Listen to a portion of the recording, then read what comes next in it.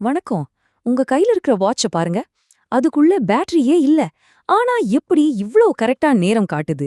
என்னைக்கு அது யோசிச்சு பார்த்திருக்கீங்களா? இன்னைக்கு இந்த ஆட்டோமேட்டிக் வாட்ச்குள்ள இருக்கிற அந்த சின்ன ஆனா ரொம்பவே பவர்ஃபுல்லான மெக்கானிசம் பத்தி தாங்க பார்க்க போறோம். வாங்க அந்த குட்டி என்ஜின்குள்ள என்னதான் இருக்குன்னு ஒரு எட்டி பாப்போம். ஆமா, இதுதாங்க அசல் கேள்வி. பாக்குறதுக்கு ஏதோ மேஜிக் பண்ற மாதிரி இருக்கு இல்லையா? ஆனா இதுக்கு பின்னாடி ஒரு செம்மையான இன்ஜினியரிங் ஒளிஞ்சிருக்கு. அந்த ரகசியத்தை தான் நம்ம இப்போ உடைக்க போறோம். சும்மா சொல்லல. உண்மையிலேயே சொல்றேன். இந்த வாட்ச ஓட வைக்கிறது நீங்க தான். அதுக்கு தேவையான சக்திய அது உங்ககிட்ட இருந்து தாங்க எடுத்துக்குது.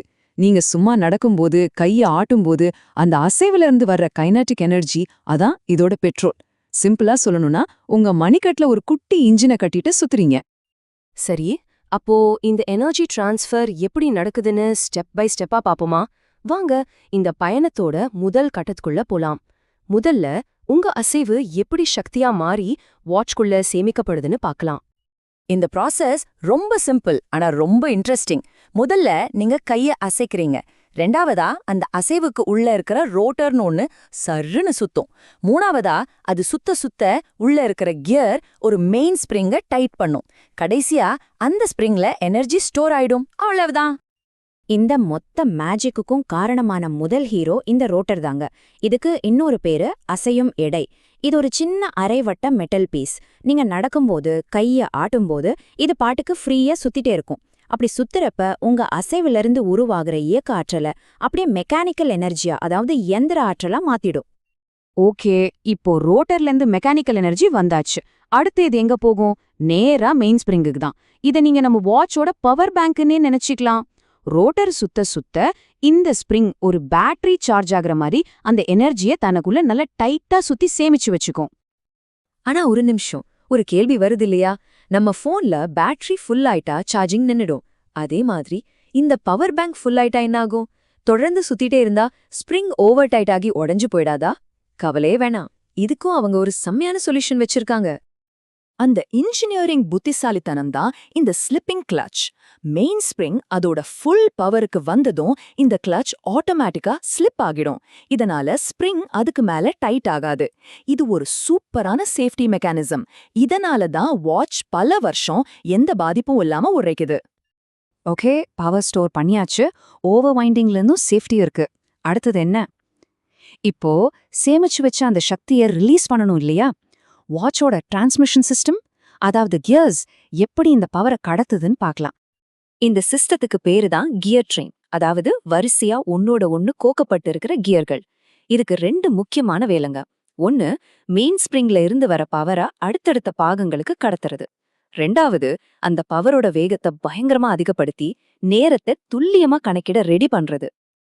இப்பதாங்க நம்ம இந்த மொத்த மெக்கானிசத்தோட ஹார்ட்டுக்கே வந்திருக்கோம். இதுதான் கிளைமேக்ஸ். இங்க தான் அந்த மெயின் ஸ்ப்ரிங்ல இருந்து வந்த ரா பவர் ரொம்ப ரொம்ப துல்லியமான நேரமா மாறப்போகுது.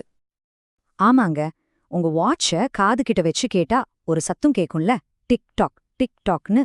அது இங்கிருந்தான் வருது. இது வெறும் சத்தம் கிடையாது. இதுதான் அந்த வாட்சோட இதய துடிப்பு, பிரிசிஷனோட மியூசிக். இந்த பிரிசிஷனை உருவாக்குறது ஒரு சூப்பர் ஜோடி தாங்க.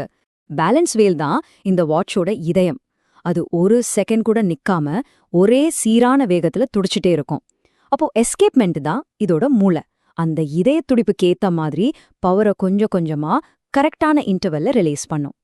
இந்த எஸ்கேப்மெண்ட்ல ஒரு முக்கியமான ஆள் இருக்கான். அவன்தான் பேலட் ஃபோக். இது முன்னும் பின்னுமா ஊஞ்சல் மாதிரி ஆடி ரொம்ப வேகமா சுத்துற எஸ்கேப் வீலோட பற்களை டக்குன்னு பிடிக்கும், அப்புறம் விடும், பிடிக்கும், விடும். இந்த மாதிரி அது பண்றதுனால தான் நமக்கு அந்த டிக்டாக் சத்தமே கேக்குது. இப்போ ஒரு ஷாக்கிங்கான விஷயம் சொல்றேன் கேளுங்க.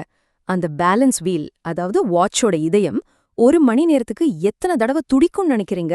100, 1000? இல்ல, ஒரு மணி நேரத்துக்கு 28,800 தடவை. யோசிச்சு பாருங்க.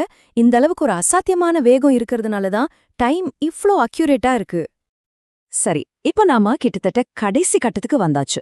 இந்த டிக்டாக் சத்தம், அதாவது இவ்ளோ துல்லியமா கண்ட்ரோல் பண்ணப்பட்ட எனர்ஜி, கடைசியா எப்படி நம்ம கண்ணுக்கு தெரியற மணி, நிமிஷ, செகண்ட் முட்களை நகர வைக்குதுன்னு பாத்துரலாம். இந்த கடைசி வேலையை செய்யறதுக்குன்னே ஒரு கியர் செட் இருக்கு. அதுதான் டயல் ட்ரெயின். இது என்ன பண்ணும்னா, அந்த அதிவேகமான டிக் டாக் துடிப்புகளை நமக்கு புரியுற மாதிரி மெதுவான மணி, நிமிடம், வினாடி முட்களோட சுழற்சியா மாத்தி கொடுக்கும். ஸ்பீடா வரத ஸ்லோவா மாத்திர ஒரு கன்வெர்ட்டர் மாதிரி. அப்போ இந்த முழு ப்ராசஸையும் சுருக்கமா ஒரே வரியில சொல்லணும்னா இப்படி சொல்லலாம். நம்ம கை அசைவுல ரோட்டர் சுத்தி மெயின் ஸ்ப்ரிங்குக்கு பவர் கொடுக்குது. அந்த பவரை கியர் ட்ரெயின் கடத்துது.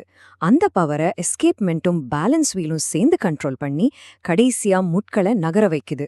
இது ஒரு பர்ஃபெக்டான மெக்கானிக்கல் செயின் ரியாக்ஷன்.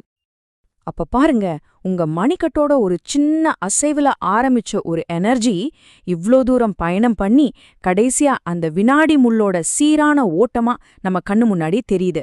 ஒரு முழு சர்க்கிள் கம்ப்ளீட் ஆயிடுச்சு இல்லையா? இத நிஜமாவே நம்மள யோசிக்க வைக்குது இல்ல? இந்த ஆட்டோமேட்டிக் வாட்ச் மாதிரி நம்ம தினமும் சாதாரணமா எடுத்துக்கிற பல விஷயங்களுக்கு பின்னாடி இது மாதிரி கண்ணுக்கு தெரியாத எத்தனையோ என்ஜினியரிங் அதிசயங்கள் ஒளிஞ்சிருக்கலாம். உங்க கண்ணுக்கு அப்படிப்பட்ட விஷயம் ஏதாவது தெரியுமா? கொஞ்சம் யோசிச்சு பாருங்களேன்.